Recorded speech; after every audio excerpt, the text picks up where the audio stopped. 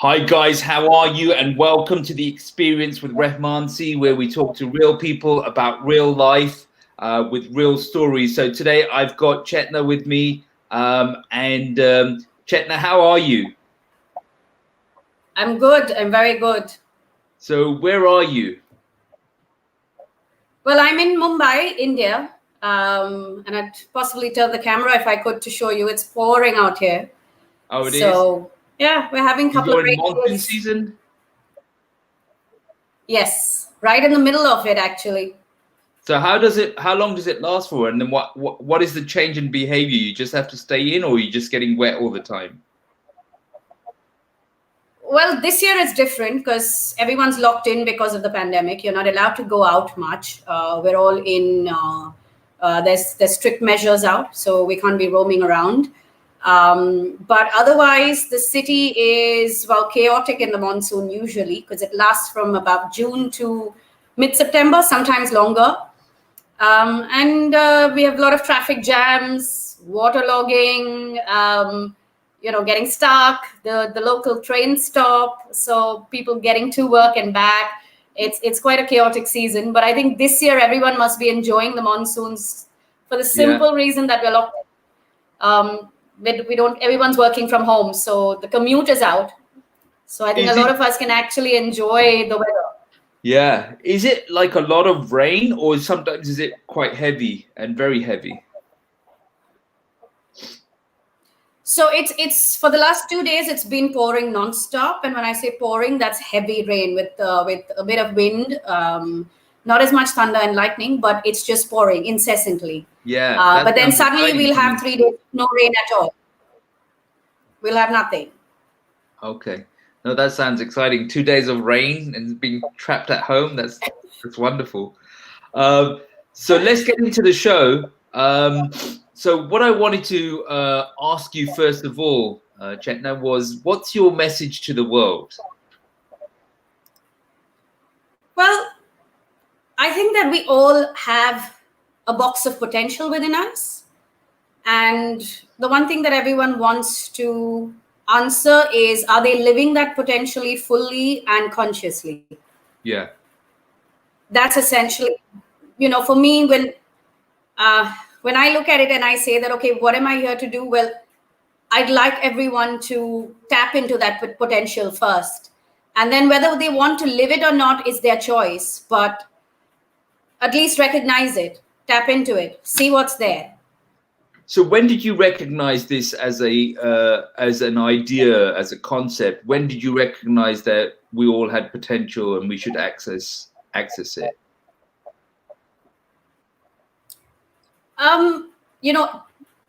The question is, when did I articulate it this way? When did I recognize it? Well, years and years and years ago, because I've always been the person pushing and nudging people to do a little better and look at things differently, and saying, okay, why can't we try it this way? And maybe you can do this.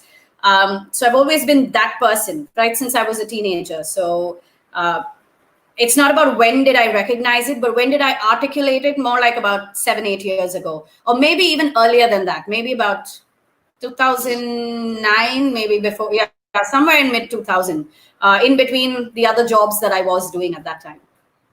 So what was the shift? What was the change? How did you recognize it at that point? So Rehman, for me, I don't think I've had any great moment which caused the shift. What happened for me was I naturally in the 9-to-5 jobs that I was doing, I was in advertising and then publishing and digital media. I got into the role of leadership. I started to manage teams.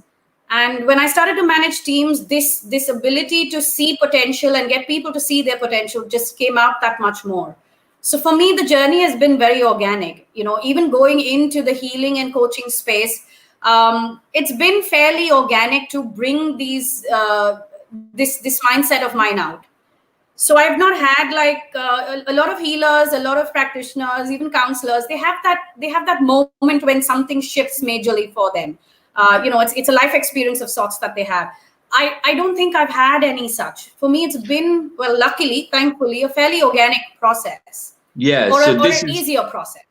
Yeah, this is almost part of your identity, part of your DNA. Almost. And I don't always say this, I feel like the universe set me up for this. Yeah. Because I'm doing today with clients exactly what I've been doing with friends and family since childhood. Right. So So it doesn't feel different to me. let's go back to childhood. Let's talk about your parents. Okay. Talk to me about your parents. Well, What was their parenting style? How did they raise you? oh goodness, I had two opposites. My dad's a super cool guy who never said no for anything. In fact, all my friends, we'd love to hang out with him, because when you were hanging out with him, no parents could say no for anything. You could eat as much ice cream as you want. You could skip your lunch. You could eat your meal in the swimming pool for all you wanted. So my dad was that kind of person. Still is. He's the cool guy who says, just go do it, go try it, we'll figure it out. And you're not allowed to say no to a child for anything. My mom, on the other hand, was the stricter one, for whom it was very important for you to study, get educated, graduate, and do all of those things. And someone who she didn't brood over things. When things happen, she'd say, "Okay, you've cried, right? Come on, let's move on now. Get on with it." So it was a lot of let's get on with things kind of a thing. So two very distinct personalities for me. One gave a completely free hand, and the other one was quite strict. So when you got stuck in difficult situations, what would he say? Would he be saying get Okay. on with it as well? Okay, hold on. Your voice cracked. I couldn't hear you. Maybe you'll have to repeat that question for me. I was saying when you got into difficult situations, you're Yeah. saying your mother was saying get on with it. Was your father saying the same thing? Or, because he was letting you do whatever you want, but when you got into difficult situations, was he saying don't dwell? I don't think I got into too much trouble, Rehman. I was an easy kid. I didn't get into too much trouble. I wasn't up to any kind of major ruckus as such.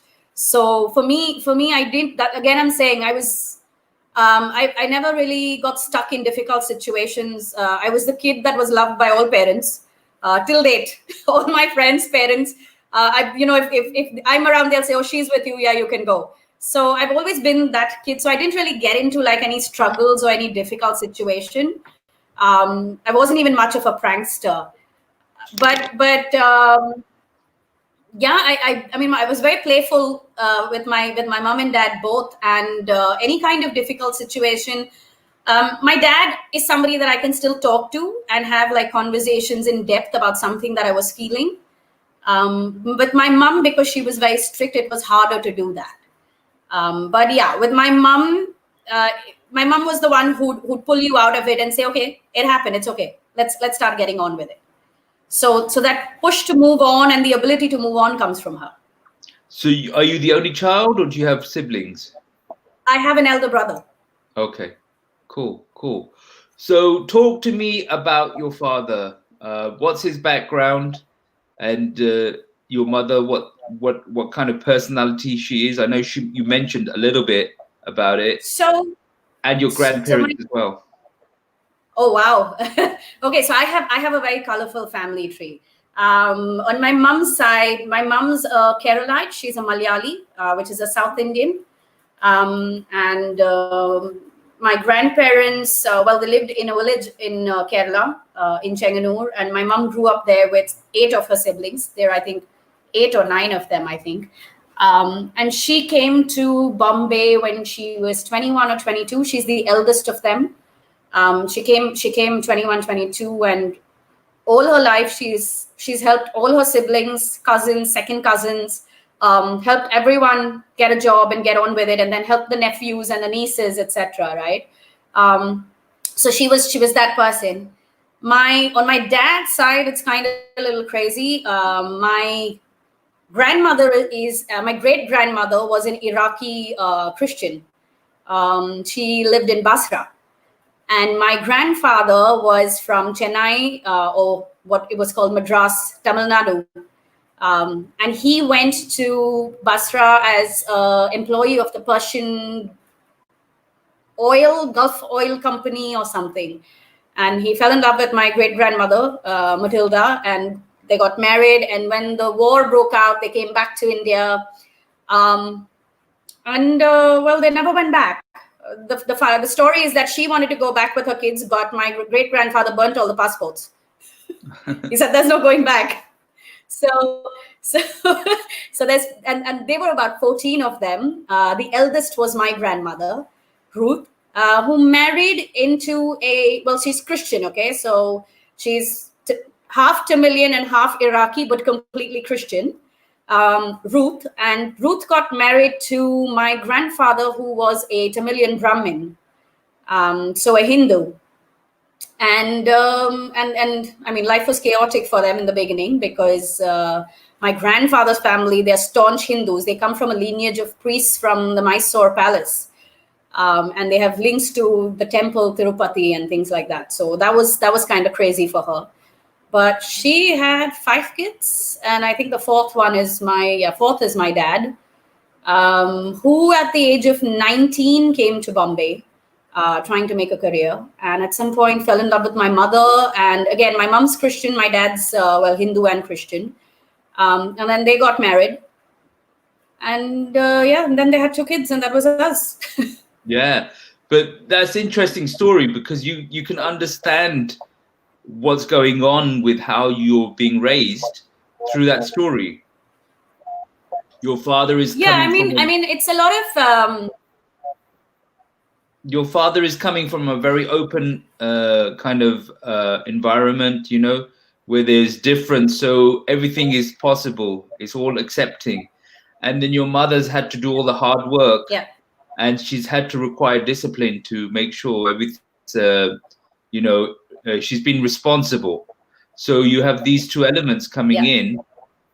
And so now, how would you describe yourself through that parenting, through that influence? Let me say this. I've always been a happy-go-lucky person. There's very little that really pulls me down. And there's resilience because both parents were extremely resilient for the kind of lives that they lived. They came to Bombay with nothing. My parents, not just my dad, my mom and him both together built a life from living in a 1-bedroom kitchen to having multiple houses in the city, right? And putting us to school and college and all of it, raising us to be capable to earn doing what we love to do. So giving us that. So for me, I think what's important is, like you said, I'm responsible and I'm accountable, because for me, my mom infused that into me, that you have everything. What are you going to do with it? Mm-hmm. Right. And that's exactly the mindset that I come with. And which is why I said it comes very organically to me. So even when I tell people, I say, you have all of this, what are you going to do with it? And that's the potential I'm talking about all the time. Right. I don't think being responsible is boring or difficult. I don't think adulting is difficult. For me, adulting is fun. When people ask me, do you want to go back to your 20s? And I'm like, no chance. Yeah, but this is interesting, though, because you are a product of your circumstances. Had you not, you've been fortunate enough to have the training in responsibility and discipline, coupled with anything is possible attitude, meaning, there's no restrictions, there's no in the equation, right? So you have this naturally as an environment for you, and through it, so in that you've been able to absolutely train your mind. It's become natural to you. So when you're talking to other people, they don't have that as an attitude. It's something that they have to ingrain. You almost have to become their parents to create that environment first, and then be allowed and then get them to the stage where they can think like what you're saying. What do you think?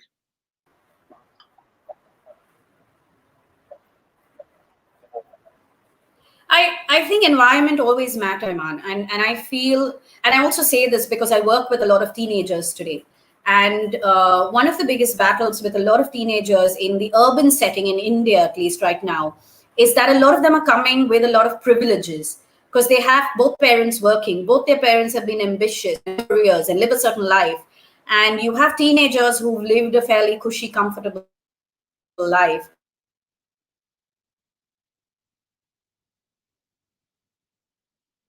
I might have lost you for a second.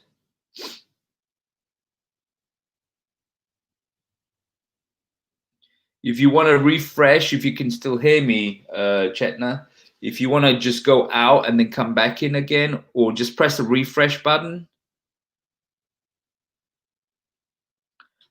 I'm going to try and have a quick chat with her and see if she's still there. Okay, we just lost her for a second, but we should be able to get back in.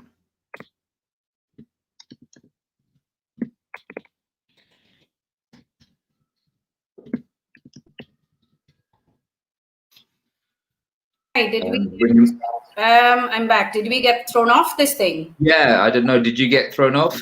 Yeah. Okay, so that's a new experience. I'll remember that for next time. Next time. So when you crash, you just press the close button, or did it just crash by itself? No, it threw me out. Okay. And I said rejoin. I said try again. Maybe not like what you were saying. It threw me out. Okay. Yeah. Okay. So I was saying that I'm seeing, when you're saying environment, I think it matters in a very big way, because you are look. There's nature and then there's nurture, and nurture plays a very, very big part because, and nurture plays a big part in two ways. Okay.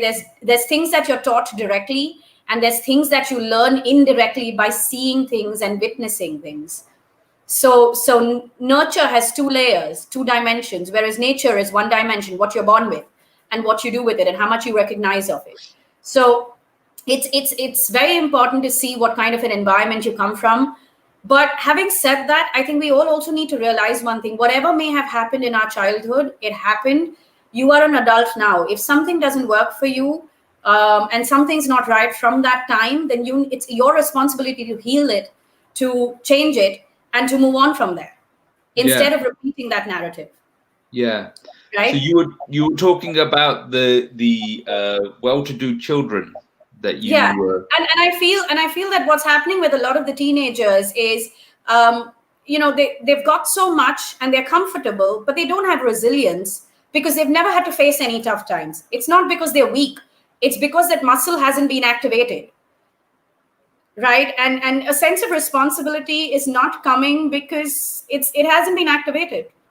Right. And the mistake that a lot of parents are making is to tell them that, oh, we had to start from scratch. But the point is, you're not going to let your child start from scratch. So stop teaching them that. Instead, teach them how to leverage what they have. Right. And that's the difference between what my parents did and what they did. My parents never told me I'd have to start from scratch. They said, this is yours, but what are you going to do with it? Right. Right. So, this is yours. This is what you're capable of. Now, what are you going to do with it? That's the conversation. Right. So walk me through your journey then. Talk to me. You're raised in this environment. How have you got from where you are? How have you got from where you were to where you are right now? Well, because I always had that free hand. The only thing was that. And I think this comes from my mom being Malayali. It's very fixed in their culture that you have to graduate college and get a job, man or woman.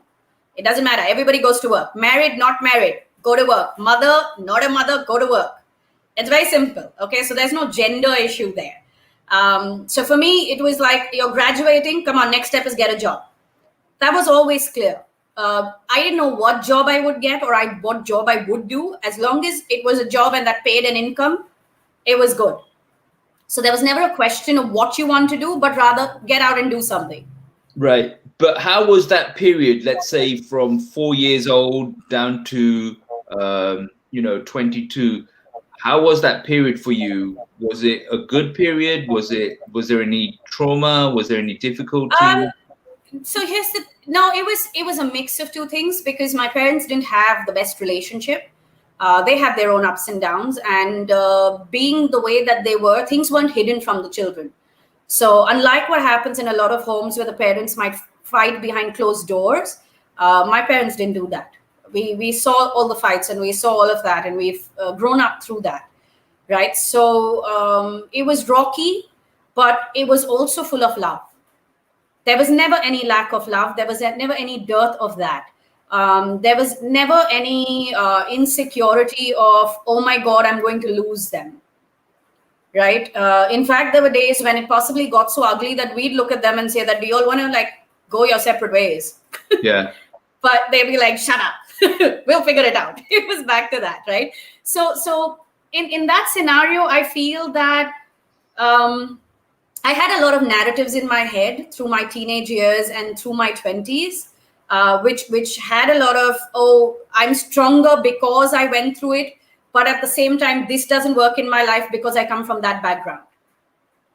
But over the 10 years through my 20s and early into my 30s, I started to peel those narratives off. And that's why I say that, once you become an adult, you need to peel off the layers, the baggage that you're carrying from childhood.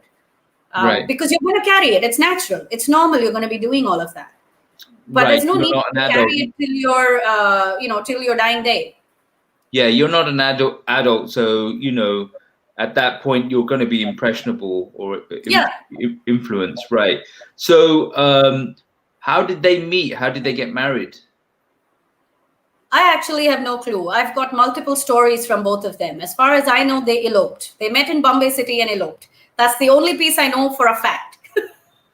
Otherwise, the two of them have given me at least 4 different stories. So okay, so you know pretty much that probably none of them are true, right? No. The real story is always going to be hidden. So I said, okay, fine. You met you met in Bombay City and you got married. Right. Okay. So it was something they did on their own. How has it been being raised in 2 different traditions? You have the Hindu tradition and you have the Christian tradition. How have you reconciled that?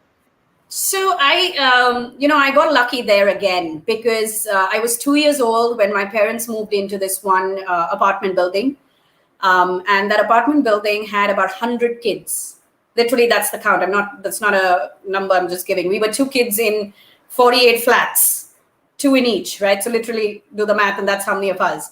About 100 of us in all different ages and from all different religions and community. We had Parsis, Muslims, Hindus, Sikhs, 5 different types of Hindus, right? From different parts of the country, etc. And growing up till the age of 13 that I was in that building, we celebrated every festival. So I've celebrated Christmas. I've celebrated Parsi New Year. I've celebrated Eid. I've celebrated, all the Hindu festivals. And we used to have these big parties in the building where everyone would get together to celebrate things. So for me, it was not just about my parents teaching me about different cultures or different festivals or different religions. It was also this thing of being born and raised in this kind of a community. Yeah. Right, where we children of all different castes and religions played together. We went for rituals that happened in each other's houses. We had festivals where we celebrated together. So it was very close knit in that manner for those initial 13 years. So for me, growing up in that sense is I have no sense of borders. I don't understand borders and boundaries. And for me, even when I went to college and I went to London for a year to study, I had no sense of borders and boundaries, even today. So you can be living in another country and you could come from a different religion, and it's okay for me. Right. I'll learn and I'll celebrate with you. And just as I'd like you to celebrate with me, I'll bring you in. Right. So your mother was a strict Christian? Not really. No, my mom wasn't a strict Christian at all. In fact, after she got married, she changed her name to Hinduism because according to Indian law, you take on the religion of your husband. But she still would go to church. You take on the religion or the name? No, even the religion of the husband. You convert. But a lot of people, there's also a demand, to sometimes where the man has to convert by the family. So, but if that fight comes in, but my mom just went ahead and did this. And she went to church. I went to church with her. She went to the temple. We went to the temple with her. So there was always both of it. So it was never there was never a strict thing of this is the religion and this is the rituals. Also, right. I must say this: both of them are zero when it comes to rituals. They have no clue. They have no clue and no interest. So if you tell me what's the right way to celebrate Christmas, I ain't got a clue. I do it the way I feel like it. What's the right way to celebrate Diwali? I ain't got no clue. I'll do it the way I'll pick pieces from everywhere and just do it the way it makes me happy. So, yeah. Is your brother similar to you? In a lot of ways, yes. I feel he takes more after my mom. I take a little bit after my dad, but that's just my perception. When other people look at us, they see both of them pretty much there, and we're quite similar in many ways. So, so you're being raised, you're growing up. So what you were saying, if I understand it correctly, the idea of relationships for you is more difficult because of the way you saw the interaction between your parents. Yeah. It's a tougher space for me. For me, that's been the one place that I have had to do a lot of healing and a lot of changing of the narratives in my head versus my brother. My brother didn't take on any of that. My brother took on, maybe he took on a lot of the financial dramas. And because he's the elder one and he was raised with a sense of you will have to provide for the family and you must take on that responsibility. Whereas for me, the relationship space has been tougher. And but I mean, now we both have overcome those areas. We're doing well in every area of our life. We're in an okay space. But it's to think about and say that, okay, what are the narratives that I need to change to have whatever experience I want to have? Right. Okay. So so what kind of trade did your mother or father do? My mom was a housewife. She used to be a secretary, a stenographer, a typist. But I think after she had after she had me, maybe she quit. I don't know when. As far as I remember growing up, she was at home. So that's my memory of her, growing up. My dad has had many different businesses. For him, it was very simple. You do a job, you earn the money, and you raise your lifestyle so that you and your family can live a good life. And it was never about getting stuck to, oh, this is my passion and this is my calling and I have to do this. No, it was very simple. This business didn't work. Okay, let's go to the next one. Let's figure it out. To do what you have to do to maintain your lifestyle and keep growing from there. Yeah. So he was very entrepreneurial. He's very enterprising, extremely enterprising. Okay. So, what has the rest of your journey been? What have we missed out to get to where you are right now? So, I mean, after that, for me in my 20s and 30s, I did a bunch of jobs. I was in advertising. I went into publishing. I went into digital media. So it was a lot of marketing kind of roles. I did a lot of marketing, including content marketing and things.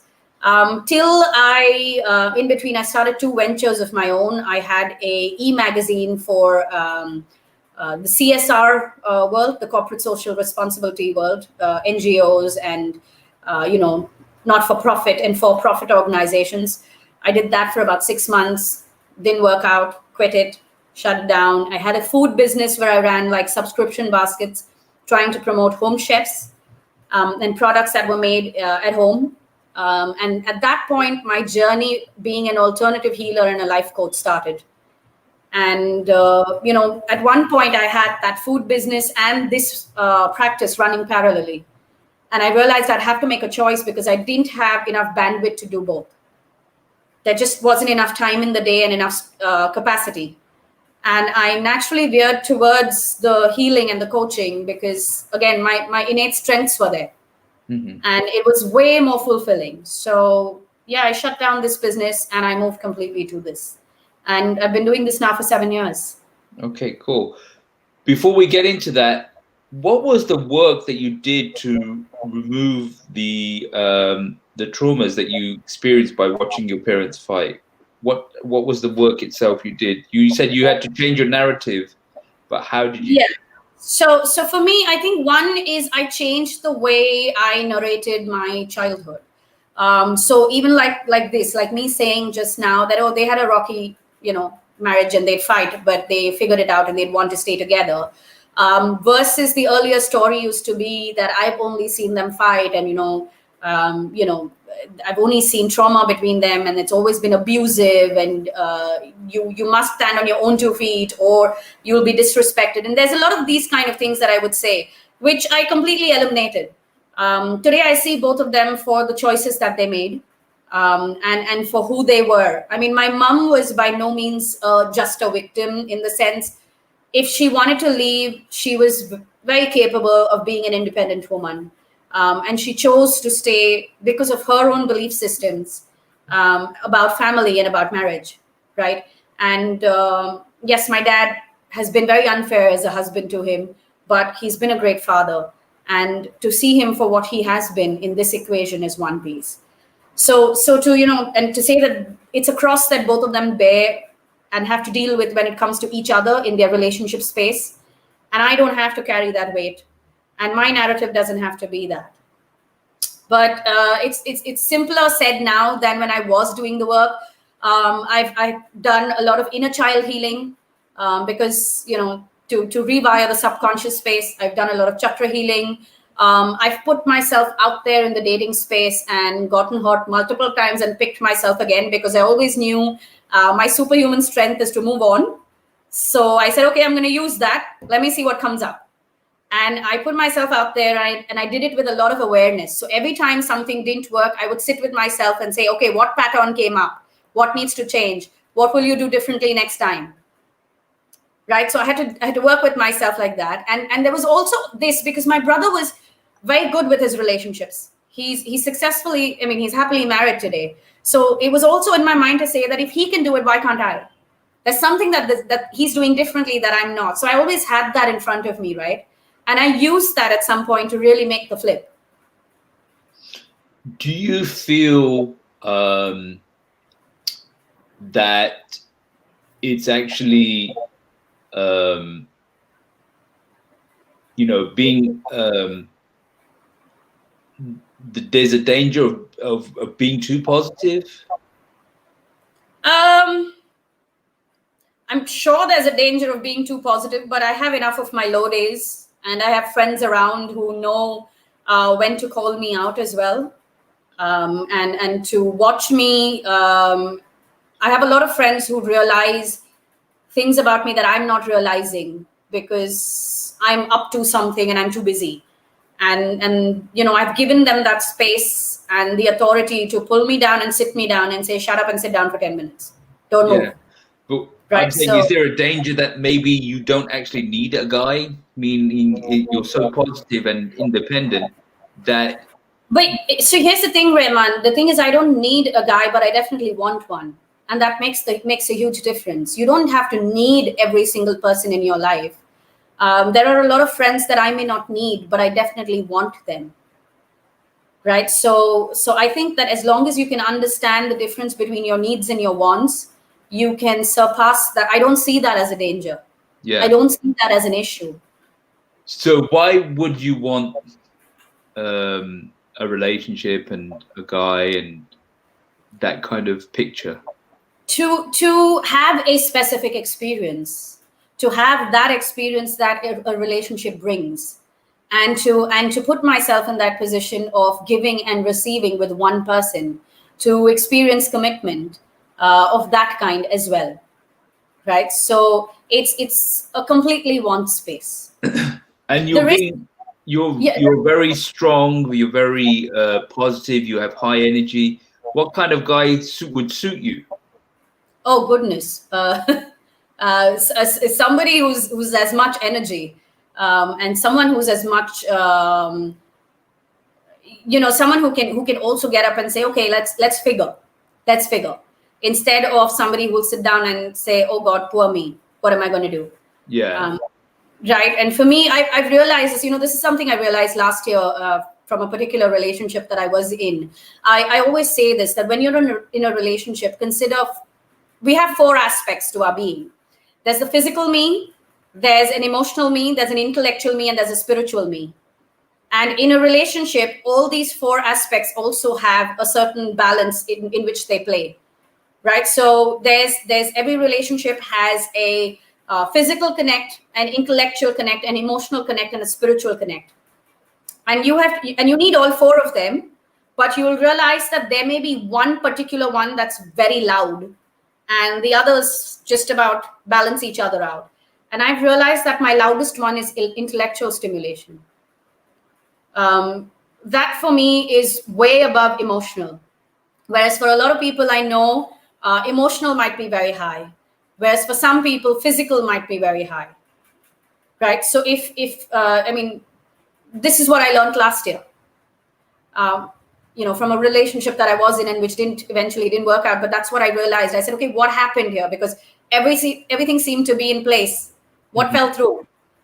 And I realized that when I say the person needs to have a drive, it's more about the person being intellectually ready to be open to the world and everything that's coming in it.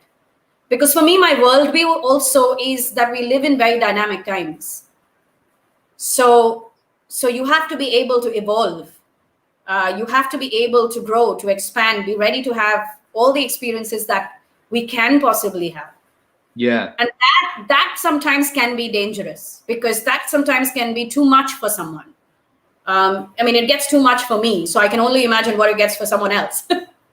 Right. So yeah, so that's the hard part. Someone very secure and someone looking forward all the time, constantly. Yeah. So that's interesting. You need, they have these competitions, the marathon races, and they have the 24-hour races or 100-mile race. You need to go into that kind of environment. You'll find somebody there. Possibly, yes. Yeah. Because when I write, when I write my one-line brief to the universe saying, what is the kind of guy I would like to be with? My one-line brief is somebody who is ready to evolve with me. So I know that I'm asking for an intense relationship. Yeah, I don't think you're asking for somebody to evolve with you. You're just asking for somebody who's interested in growing. Yeah, it's literally like that. So for me, that's a piece. So that's why I said that for me, intellectual stimulation is very important. That comes first. And then the rest come in a certain balance, but that's possibly the deal breaker. Okay. Well, the world knows now.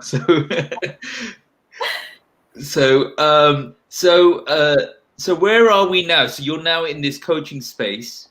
Yeah. What is it to be a healer, and what does that word mean?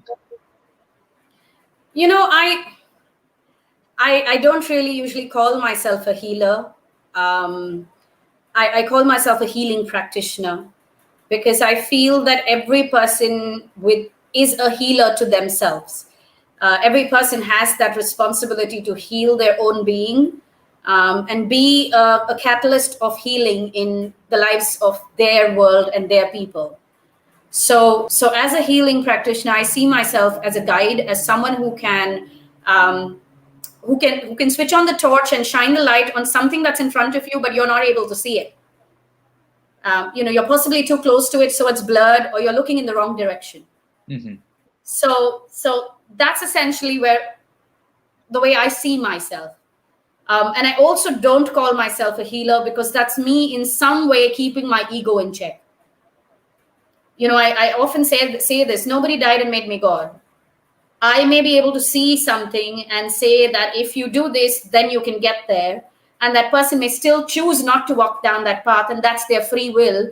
And I have to accept it without any resentment or frustration. I have to stand in unconditional acceptance. And in order to do that, I need to ensure that I'm not on any kind of pedestal. I need to ensure that there is absolute equality, no matter where and what. Like I said, when I work with teenagers, just today I was having a conversation with a 15-year-old, and I knew what she needs to do. And it would take me 2 minutes to pick up the phone and talk to her parents and tell them what is going on.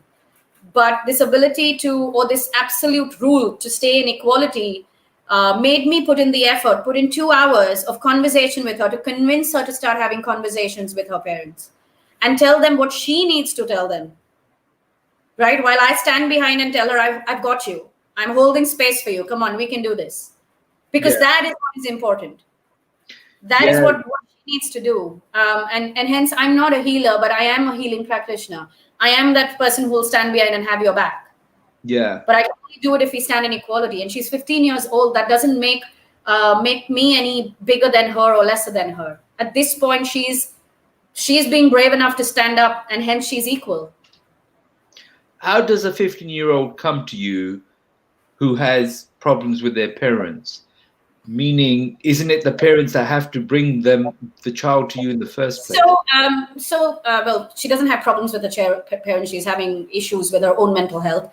But I have a couple of teenagers who were sent to me by their parents, who are my clients, and they said, can you help our teenage kids? And one of them is a really bright one who has a lot of friends and a huge Instagram space where a lot of teens reach out to her saying, I'm feeling not too good, because she's very vocal about how she feels. And she reached out to me and said that, this is what's going on. And I said, okay, let's do an online group coaching session. Let's put out the word, and whoever wants to join, as long as they're a teenager, I'll do this for free. So for the last 3 months, I've been doing a weekly coaching program for teenagers. There's about 30 of us now. We get together online once a week on Google Meet. Some days I give them a coaching tool, right from dealing with expectations, stress, friendships, communication, all kinds of things, right? Including dating. And they're from 14 to 21. It's a little over the teenage space, but I've gone into that crossover space as well, the threshold. That's how they come. So they all come. They're all references from the initial few people who joined, and then their friends joined, and then their friends joined. And now every now and then I put out a piece on Instagram saying, if you're a teenager on so-and-so day, so-and-so time, I'm going to be talking on Google Meet. It's a closed group about so-and-so topic. If you want to join the chat, here's the link. Come be a part of our group. So, so I've opened up a space because there's a lot that they're going through, and they're going through it because they're not equipped, not because they're weak or they're not good enough, but because they're not equipped, and they've never had to be equipped for certain things. So it's just about learning skills. That's about it. Right. So it's about frameworks, right? It's like understanding the frameworks through which you're navigating. And you seem to have a good ability to understand, go in deep and feel through and understand the frameworks that you're operating in, and then be able to, describe them. And so the human seems to be very, at one level, very basic and not so complicated, and at another level, very complicated. What is the distinction? Why are we both, the apparatus seems to be simple. The mechanism seems to be simple. But the application seems to be complex. I think it's not the issue with the hardware or the software, but it's the issue with how the hardware and the software are working together. So it's about us. We're simple. What our mind does is simple. What our body does is simple. What our emotions do is simple. The basic functions are simple, but we also have, we're not able to align all 3 or 4 systems together. The physical, the emotional, the mental, and the spiritual. Aligning it is where we struggle. And in aligning it is where we complicate and tie up all the knots. So for instance, as an example, if I don't, this is a really funny one that happened. I have a client of mine who has been conditioned to live in fear, because since childhood, the only narrative that she was taught was, if you don't pray before you step out of the house, something bad will happen. And that was a narrative that ran across everything that she did. Now, we worked for almost a year and a half to undo this narrative and get her off the anxiety and the fear and all of that she was experiencing. And we hit a block. We hit a block where no matter what we did, it was not changing. And it was sudden. I was like, okay, what's going on? We couldn't figure it out. Till one day we had a conversation and she told me that she sleeps with the lights on. And I looked at her and I said, you moron, switch off your lights. That's the problem. And she's like, what do you mean? I said, well, if you don't sleep in the dark, your body is not going to secrete melatonin, which is what you need. And no wonder you're waking up feeling grumpy. And you've been doing this for years. Why don't we try this? And it's been a month.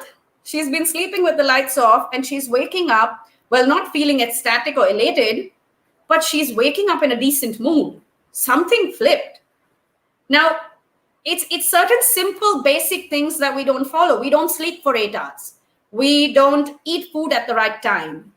We don't exercise every day. The human body needs a lot more movement than what we give it. You know, it's hard for a lot of us to even walk 10,000, complete 10,000 steps in a day because of our lifestyle, because of the way we work. So our basics are shaky. Now, take that, and similarly, the basics in our intellectual space, in our emotional space is shaky. We've lost this fight that we have with religion and rituals has snapped our basics of faith. Most people don't have faith. They don't even know what that means. We have, you know, gratitude practice and intention setting and meditation. And then what is faith? Right. It's a lot of that's coming in. Faith is a sense of belief. It's a belief to say, it can be as simple as faith in my capacity and capability to do something. So my resilience and my abilities, or faith in a higher power, whether you give that higher power a name or not, you call it the universe, you call it by a name that your religion dictates, however you see it. Faith that it can happen. Faith that it can change. Yeah. So, right? So let's go deep into this because I think this is like the core issue. Yeah, I feel that the way we are implementing our basics is where we are all faltering. Yes, but so you say we have these 4 systems: physical, emotional, spiritual, and intellectual, right? You say they're not operating or coordinating in the same way, in a uniformed way. What is the glue? I think one place to start literally is the very, very old teaching that comes in every single religious text, every spiritual teaching. It's the code of life, which is right thoughts, right words, right deeds, right? And if I convert this to today's day and age, be aware of what you're thinking, say what you are thinking, and do what you are saying. Align your thoughts, words, and actions at a very bare minimum basic level. Just start doing this. So and it's very hard to do. It's very hard to do. But if you can start doing this in tiny ways, you'll experience a big change. Yeah. So that's what I call living your truth. Yeah. And so this is interesting, you see, because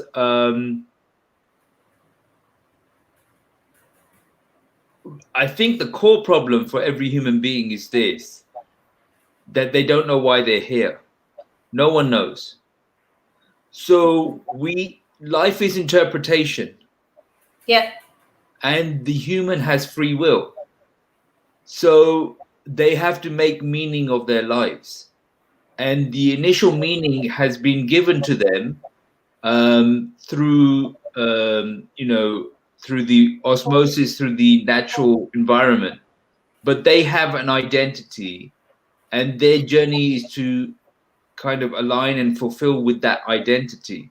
So the first phase is getting, and it's by chance, right? If you are fortunate enough to have people who are disciplined and positive and responsible and open, that's going to be your environment. But if you don't have that, then part of the journey is to uncode the bad coding, and then the second part is to get back to the original coding. Do you get what I'm saying? Right. So this idea of, I think, like this girl being in fear, even if the light is switched off, there's coding that she hasn't addressed, in the sense that why is she living in fear? Why is the light being on? Do you know what I'm saying? Right. Here's the thing. And here's where we realize it, right? Because we dealt with the coding. And we started putting in new codes. So we started writing the new codes. The new codes started working. It was working. It was going fine. And then suddenly, boom, there's a crash. And you're wondering, what is this crash all about? Right? And I let me also say this, Rehman. You're saying that we're all searching for meaning at a very base level. And I'm going back to the basics. Every human's role in this lifetime is to evolve. It is to undo the coding and remember the original coding, or bring that code back. It is to keep evolving. Now, in that journey of evolving, some of us are born in certain circumstances, or we are born in great circumstances and then have to face certain things. Or in life, generally, those pieces keep coming up. But those are all catalysts to show us where the coding has to be unlearned and where a new code has to be written.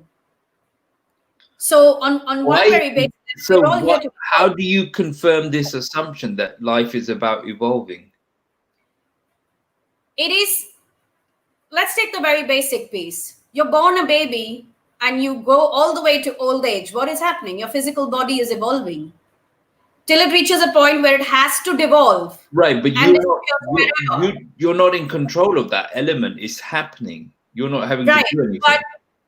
But how that evolution takes place, a large part of that is in my control. Right, but even if you don't do anything and you sit on a chair, you're going to evolve biologically. Yes, I understand that. And that's why I'm saying, so at a base level, you're here to evolve. Even if you do nothing, you are going to evolve. So you can do nothing and you'll still have to go through multiple phases. But isn't the nothingness in itself the evolvement? If you're doing nothing and you stand still in time and space, if you do nothing and you stand still in time and space, then your evolvement is nothing. So there is a certain level of evolution that is built within you, and that is mandatory. Which means that you may not evolve intellectually, emotionally, or spiritually, but you have no choice but to evolve physically. That level is non-negotiable. And my belief is that there is a certain amount of this kind of mandatory evolution in your intellectual, emotional, and spiritual systems as well. Okay. So you will do nothing. You will sit on you'll just sit on the chair all your life from babyhood to death. And you will still evolve up to a certain level because those are the certain codes that have been set within you. Okay. And right. And then to think and say that, what can I do with this journey of evolution? And what do I want to do with it? So can and want. And then work with both of those. Okay. So we probably need enough, another 20 minutes. You have 20 minutes? I have 20 minutes. No stress. So let's go deep. We're not addressing the elephant in the room, all of this is related to meaning and contextualizing our reality. So what is your belief? So what is your understanding? Is the universe random or non-random? Before humans came, existence, how did it occur? Is this a phenomenon that is by chance, or is it more intentional? I don't believe that it is by chance. And I believe that there's a lot more to the universe than we understand at this point of time. And I don't know I don't think I don't know. I do believe that there will come a generation that understands this universe to a very large extent. But with each generation that is born, we're just about starting to scratch the surface again. Or maybe we're in the middle. I don't know at which phase of that journey we are in, but I don't believe it's random. I don't believe that it's linear. I don't believe that this is all there is. I believe that we don't even know how much there is. Right. And there's a lot that's unknown to us. Right. But here's my perspective on this, that it doesn't really matter what we don't know. It matters more what we do know. Yeah. Because there was a point in human civilization where they thought the earth was flat. Absolutely. Even the people who claim to be the teachers from above, the highest of the high, whatever person you can think of, they did not know at that point in time that the earth was round. Yeah. So what you don't know doesn't really matter. It's more about what you do know and how you deal with what you do know, right? Yeah. So I'm not worried about like the future generations that will know. Yeah. Within the constraint of knowledge that we have, what do you understand when you say that the universe is non-random? What does that mean to you? I believe that there's a, how do I put this? Okay, let me try and put it in this manner. Okay. I believe that souls, we all have a soul, and each soul chooses what they want to experience in this life. Do I have proof of this? No, this is my belief. This is my belief from observations that I have made. There is a journey that, sorry? We have to define what the soul is. The soul is my spirit, that piece within me, which sometimes I tap into when I'm meditating. Sometimes I tap into when I'm in a space and there's a voice in my head that says, okay, I'm joining all the dots, and if we go right, we'll be fine. So you can call it intuition, you can call it your higher spirit, you can, my spirit, the sense of adventure in me, the sense of curiosity in me, all of these are pieces, are reflections of my soul, right? Not just my personality, the human personality that you see, but there's an intangible, indescribable space that's attached to that personality that you see. Right. Okay. So I understand what you're saying. It's like your spirit, your essence, right? My essence, yeah. Right. So I just wanted to be clear what you define as the soul, because there are different perspectives and different interpretations. So when we're using that word, I want to make sure we're clear on what that word means. So I'm coming down and saying that soul, that essence decided to have a particular type of journey, has a reason. They want to experience this lifetime in this shape and form, right? And how do I live? How do I figure out what that soul's purpose is? What is this journey that I'm supposed to be taking? What is the shape and form? Why have I taken this shape and form, and what am I trying to achieve or experience through this lifetime? And that's the meaning that I feel that all of us are searching for. Unfortunately, today, with the way in the world that we live in, we reduce that meaning to just a passion or a calling or a job. We're reducing our life's purpose to, career. To a state. Whereas if I look at it in a certain way, my soul chose to get into this body and have a certain journey, decided to go on a road trip. And this is the road trip we're on. Okay, we're on this world tour. And my soul is experiencing a bunch of things, but it has something it wants to accomplish. It could be a treasure hunt, or it could be a quest. I don't know what it is. I'll figure out over my lifetime, right? In order for me to understand this, I have to interpret it, or it comes to me in the form of a life purpose, which is literally a one-line brief that I at some point articulate in my life. And I live that life purpose through my career, my relationships, my interests, my aspirations, and everything that I do in this life and who I become. Right? So the question is not, what am I born to do? The question is, who am I born to be? What's your one-line statement? For me, it is to change lives. It is to change lives. In what way would you change your life? It can be in any way. I'm the person in my personal relationships which can sit, who can sit with someone and be the sounding board and say, okay, what needs to shift? I can be the person in literally today I have a career that allows me to do it. But did I not do this in my advertising? Of course I did.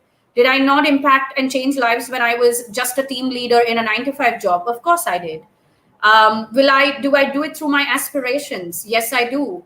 If I aspire to travel, or I have a dream to build a particular type of a house and live a particular type of life in my old age, I know that in there also I can see how it will change lives. So it's aligning to that one line, and everything starts to make sense. Now, on one level, I know that people who are,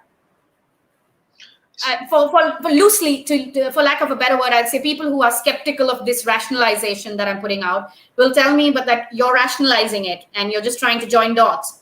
Maybe I am. But so what? How does that hamper living the full life and evolving in a way that I can and I want to? I mean, I don't understand, why would anybody have an issue with what you just said? Why is it a problem to join dots? No, there may be people who don't believe in your soul's purpose or a soul's essence.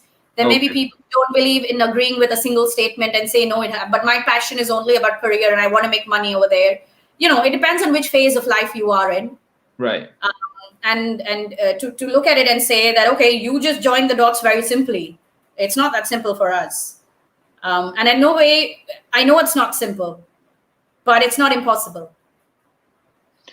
Okay. So you have this one-line statement about changing lives.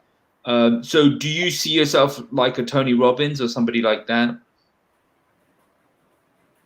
Well, not a Tony Robbins. I do see myself. I don't see myself as that, but I would love. I mean, if you asked me, isn't that what you're doing though? Sorry? Isn't that what you're doing? Isn't that what you're doing? You're changing perspectives, right? Yes, but I feel that I do it in many different ways. And I resonate more with the energy or with the personality of an Oprah Winfrey or Gabby Bernstein than a Tony Robbins. Right? Is it just because of the masculine versus the feminine energy? No, not actually, because I do see Tony Robbins as he's too much mind, whereas I see someone like a Gabby Bernstein bringing in the other three systems. And for me, that wholesome, that holistic way is what makes a big difference. And I know that even Tony Robbins has, he has that emotional and spiritual piece that he does bring in, but I don't see that as my path. Okay. So you say that the universe is non-random. You say there's the journey for the human is evolvement. Why does the universe exist? Why is it non-random? Why are we here? How do we serve the universe by evolving?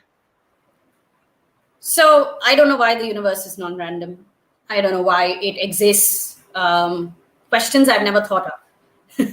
Maybe now that you've given it to me, I'll think about it and say, okay, what's the answer to that? Because I say it's not random. I mean, so then why is that so? I've never thought about it. But how can we serve?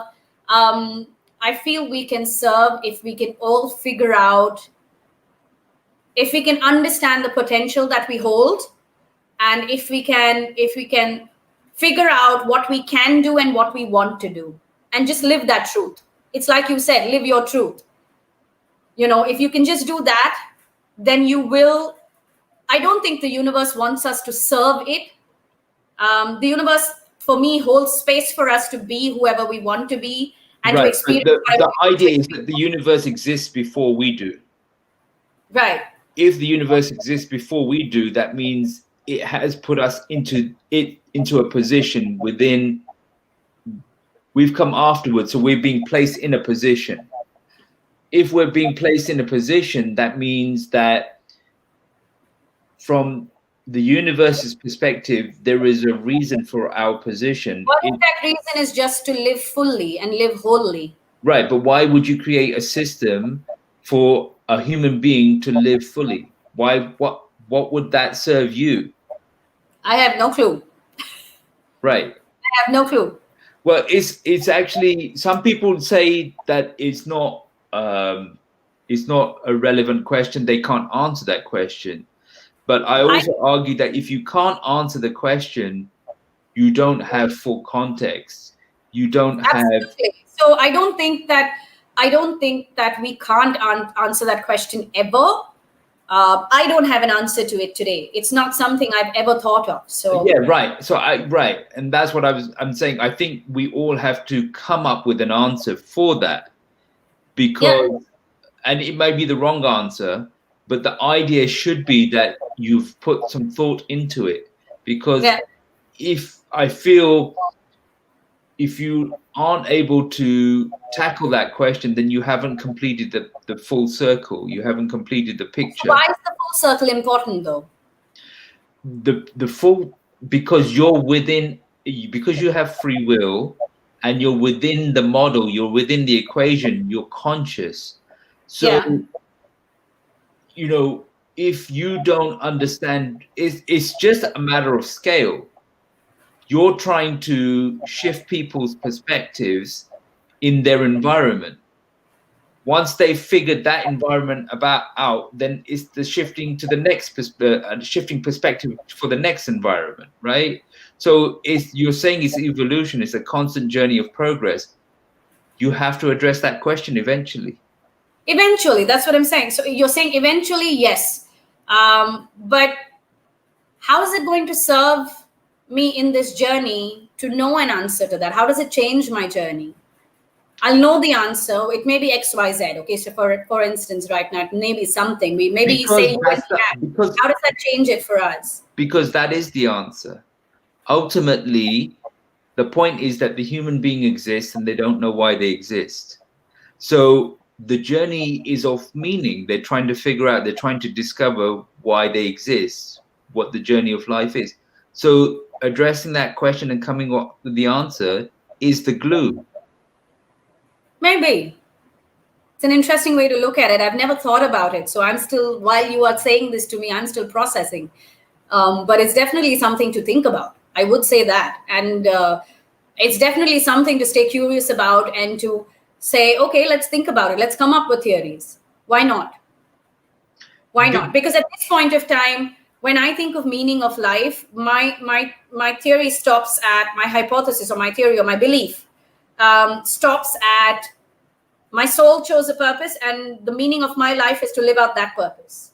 That's where it stops at. And you're telling me to go higher up from there. Right. So, that's a very practical. But it's happening to that. Yeah. No, what I'm saying is it's a very practical solution. Yeah. So, you know, there's different levels of application. So, for example, you know, with Einstein had the capability of coming up with E equals MC squared. So he had the capacity of imagination to see in the unknown, in the invisible, and come up with frameworks that weren't visible. Once he developed the formula, not everybody had the capacity to develop the formula, but once the formula was developed, other people had the capacity to utilize the formula. Yeah. You get what I'm saying? So you're addressing a situation related to practicality that if you come up with your solution, it's like using the formula. Right. It's like, why do I need to worry about that? I can just follow the formula. Right. My mind is different. I'm more interested in the developing of the formula. Do you get what I'm saying? You're saying go higher up, and that it is. Look, I do believe it is something to think about for sure. And you know, what? Sorry, I didn't hear you. I said that it's definitely something to think about. But you've also jogged another question in my mind now. I don't know how much. So in the New Age healing world, which is where we are today, there are stories of ancient lands called Lemuria. And there is also, and Atlantis is also considered to be an ancient land.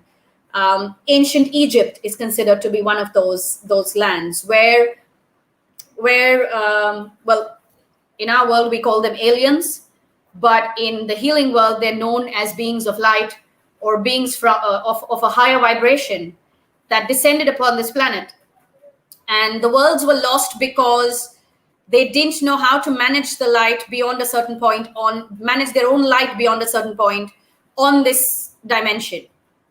Right now, if I go into those kind of stories, I'm actually right now thinking, why did they come down in the first place?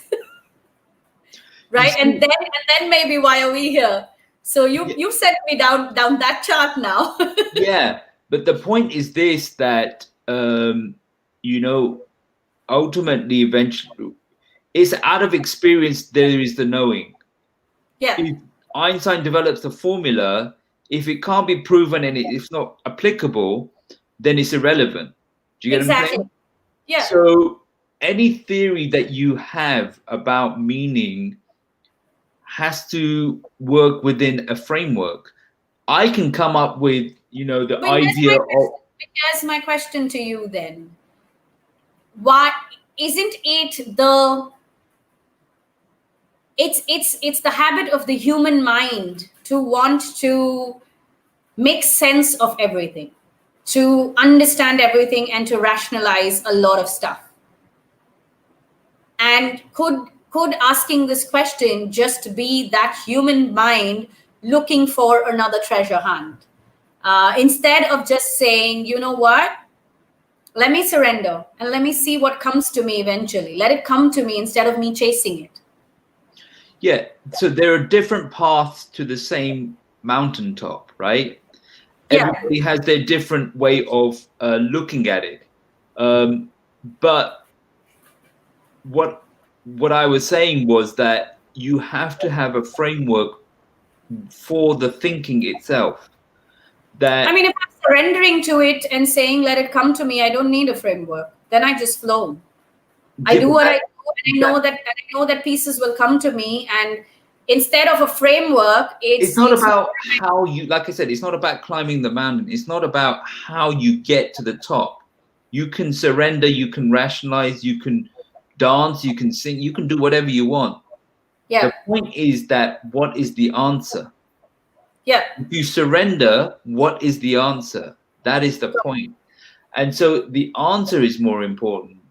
But you have to have framework, meaning if your process that you're going through is surrender, and through that you come up with a answer, and it's not something that you can utilize.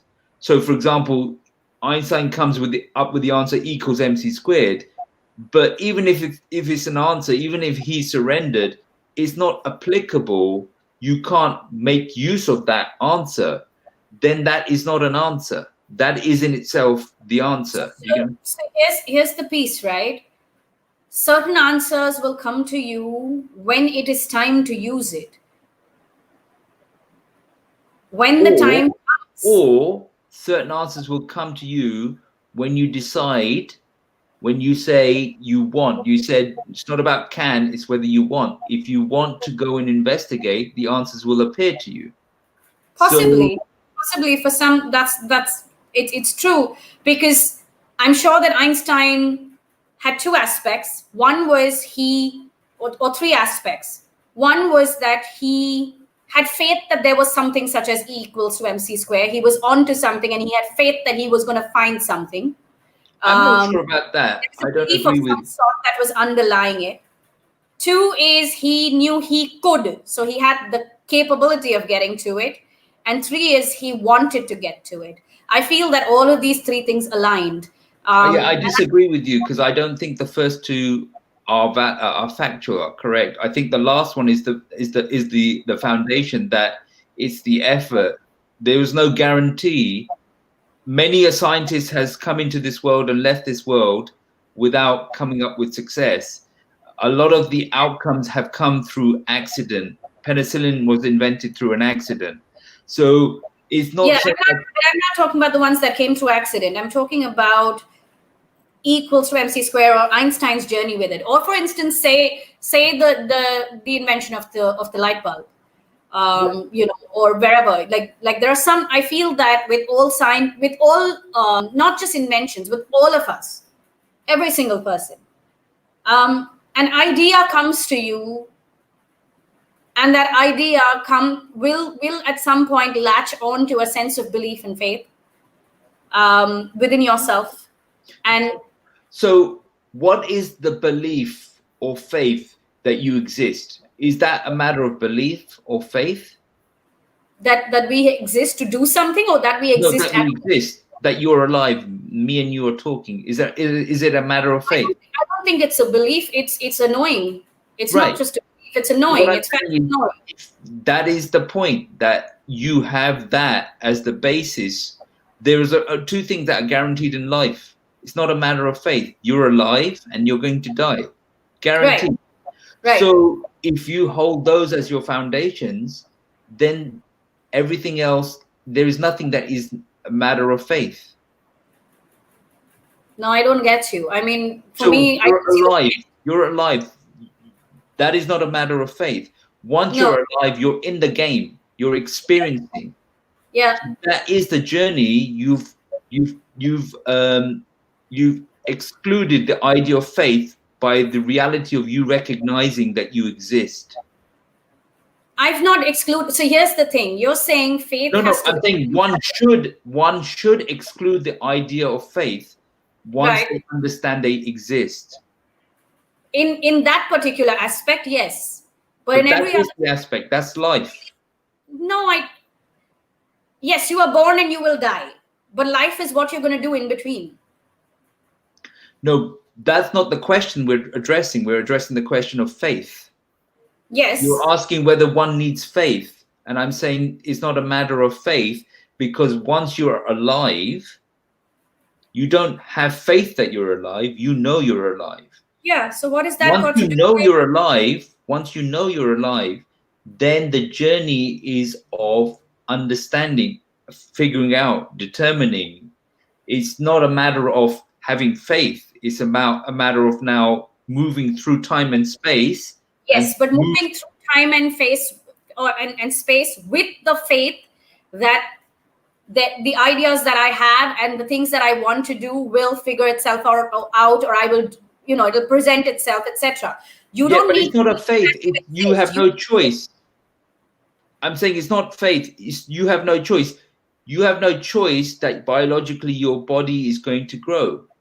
Right. You have no choice that whether you like it or not, you're going to be experiencing certainty or that's uncertainty. Not a matter of faith. I'm not saying that you need faith for that. That's not a matter of faith. Right. Faith is an ingredient that comes in as part of your journey. Faith comes in as a piece in your toolkit. It's a tool that you have in your toolkit to go from life to death. You could use it and you could not use it.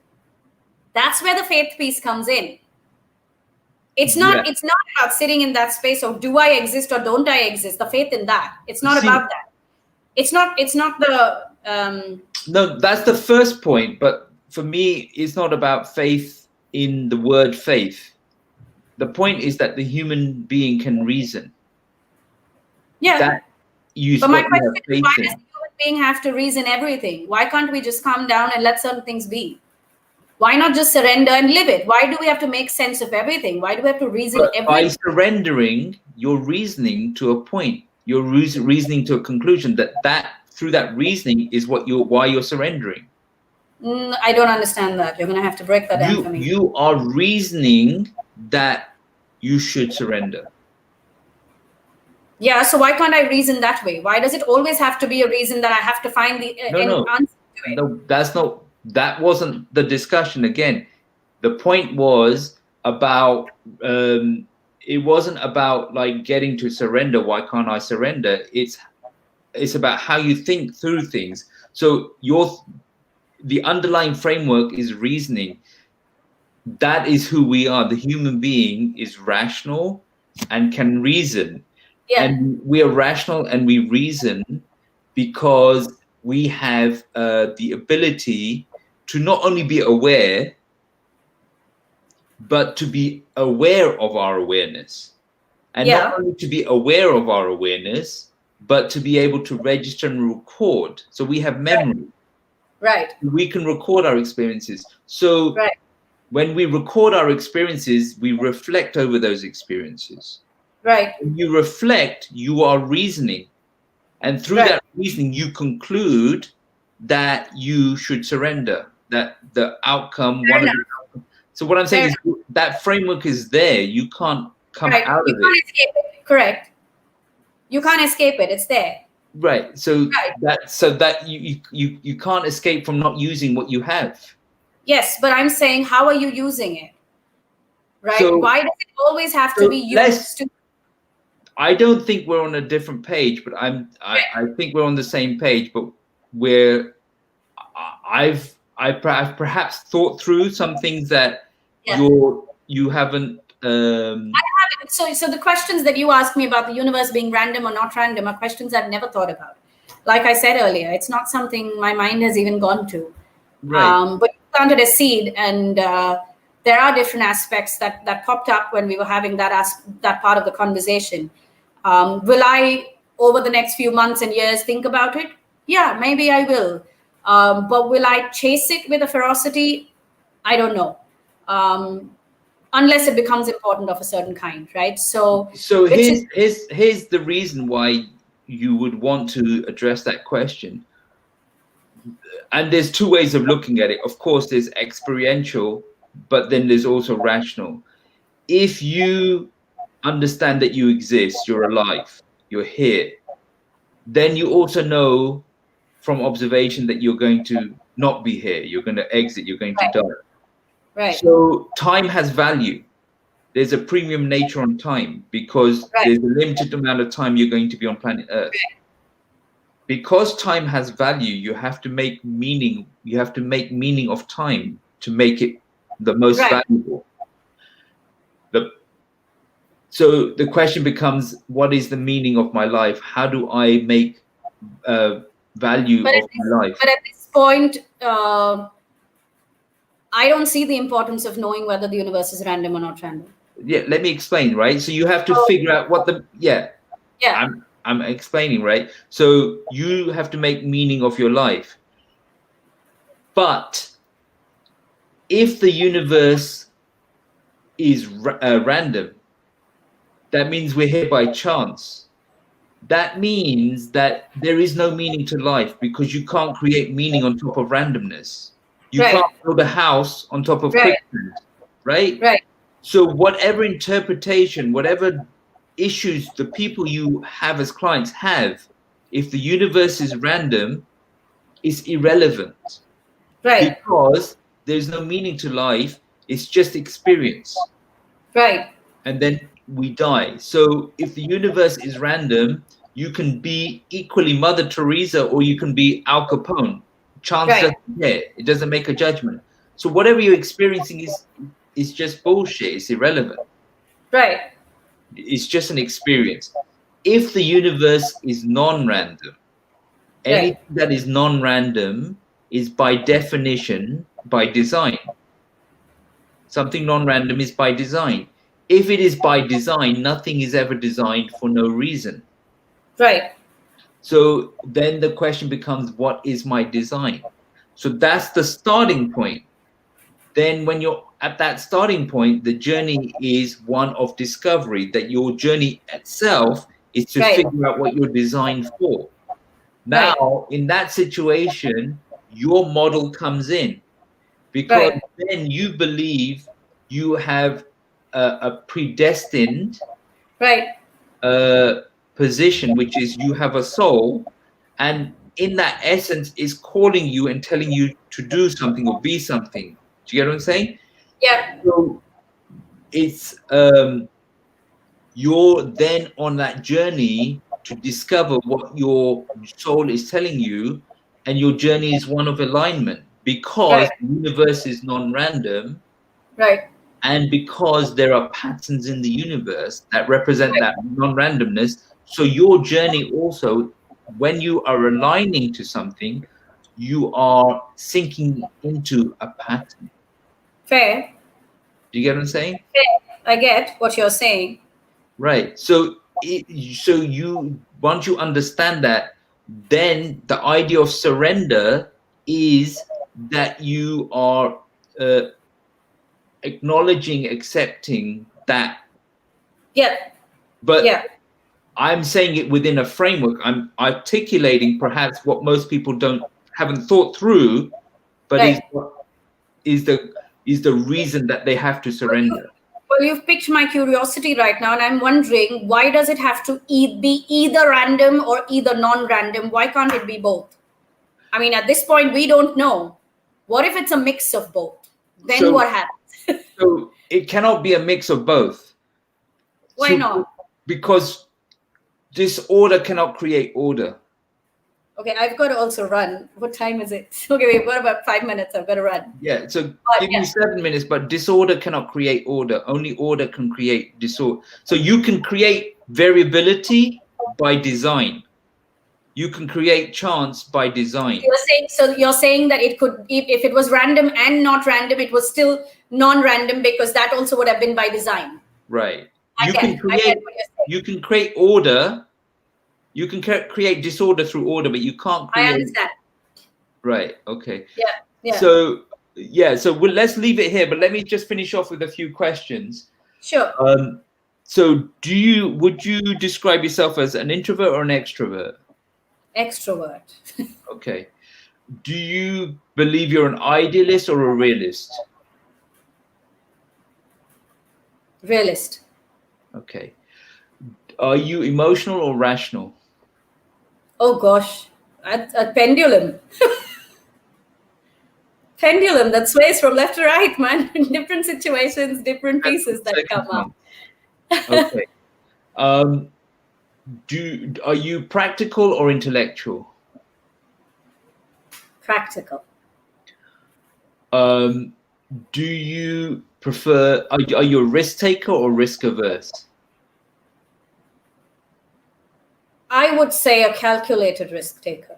I'm not averse to risk, but I do have my limitations to how far I leap. Do you prefer uncertainty or certainty? I do like adventure, but I do create enough certainty whenever possible. So I do lean towards certainty. Okay. I lean into it quite a bit. If you were an animal, what kind of animal would you describe yourself as? Oh, I have no clue. Never thought about that. If I was an animal, what kind of animal I would? A dragonfly. And so, what are the 3 characteristics of a dragonfly you would possess? Well, a dragonfly is born in water and adapts to air, and can fly low and fly high when needed, depending on the weather. So I think adapting would be one big quality of mine. I have no clue about the other 2, but the one big one that comes is adapting. I also feel that dragonflies are very colorful, and unlike a lot of other insects, they're quite like the butterfly, and they create a sense of happiness and joy when you see them. So that would be another quality for me. And they're very flamboyant. They're tiny, or like they're different sizes, but they're bright, they're colorful. So yeah, I'd say those 2 pieces. Okay. All right. So final question. No, actually, there's 2 questions, but final question. Okay. If they say you're the average of the 5 people that you surround yourself with, so in a fantasy scenario, if you had the choice of surrounding yourself with anybody you could, past, present, or future, who would those 5 people be that you would want to surround yourself with to raise your average?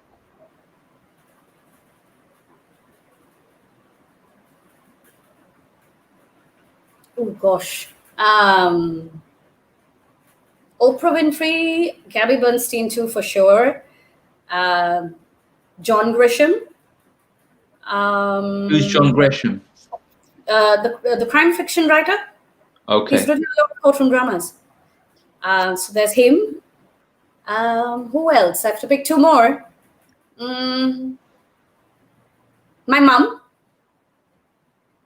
And present would be my best friend, Farah. Yeah. Okay. And what does success mean to you? Relationships. The health and the wealth of your relationships. That tells me how successful I am. and in any phase of my life. Cool. Final message. We're done. I'm done. Well, I'll just say this. It's what I said when I started off. We all have a box of potential within us. At least make an effort to discover it. Whether you want to use it or not is a different story. But at least figure out what you can do, or what you are capable of, in what capacity do you hold. Be curious enough for that. What you do with it doesn't matter. That's completely your choice. But to not even discover it is disservice to your own self. Cool. Wonderful. Chetna, Yeah. thank you so much for your time. I appreciate you. Thank you, Rehman. I think that was a really, really interesting conversation. It was a fun afternoon today. No problem. I'm going to run. I've got to get on a call. But thanks so much for having me. Thank you so much. Take care. Bye-bye. Stay in touch. Bye.